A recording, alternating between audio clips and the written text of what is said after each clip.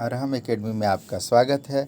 आज बात बिहार लोक सेवा आयोग के द्वारा हाई स्कूल प्लस टू विद्यालय में प्रधानाध्यापक की बहाली के लिए विज्ञापन संख्या 2/2022 के संबंध में, जो आज ही के दिन यानी 24 मई 2022 को बिहार लोक सेवा आयोग के परीक्षा नियंत्रक के स्तर से एक सूचना प्रकाशित की गई है और जिसको लेकर के ऊहापोह है कि परीक्षा होगी या नहीं होगी। तो मैं साफ बता दे रहा हूँ, परीक्षा होगी, अपने निर्धारित तिथि पे ही परीक्षा होगी, नियुक्ति भी होगी।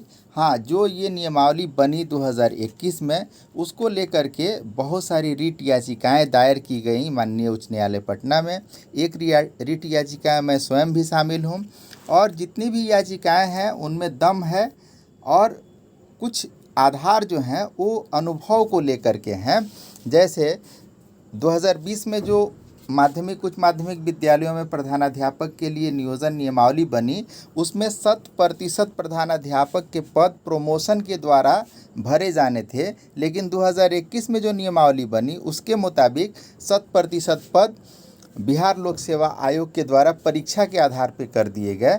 दो तरह की नियमावली एक साथ एग्जिस्ट करे ये संभव नहीं है। ये एक बहुत दमदार मुद्दा था जिसको रिट याचिका के माध्यम से माननीय उच्च न्यायालय पटना में ले जाया गया। दूसरी समस्या थी अनुभव को लेकर के।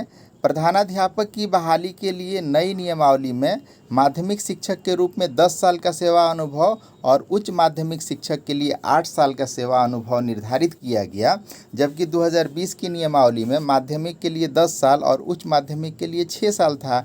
ये मनमाने ढंग से जो अनुभव का निर्धारण किया गया, इसको लेकर के भी रिट याचिका दायर की गई है। और जाहिर सी बात है, उच्च सेवा में जाने के लिए न्यूनतम 3 साल का सेवा अनुभव ही पर्याप्त होता है, लेकिन यहाँ चूँकि कुछ मनमानापन समझ में आया, इसलिए एक नहीं अनेकों रिट याचिकाएँ दायर की गई हैं और इन रिट याचिकाओं की अभी तक फाइनल हियरिंग नहीं हो पाई है।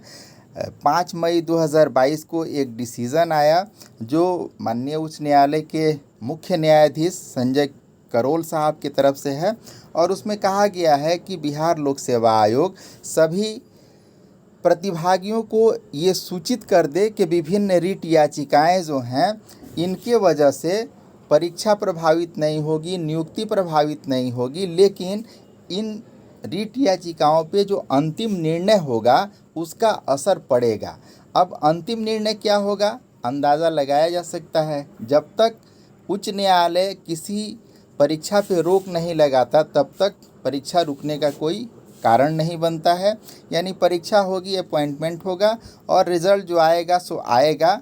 बहुत संभव है कि जो नियमावली है उसी को हाई कोर्ट भी सही माने, क्योंकि अगर रोकना होता या बहुत गंभीर मामला होता तो उच्च न्यायालय अभी भी निर्णय ले सकता था।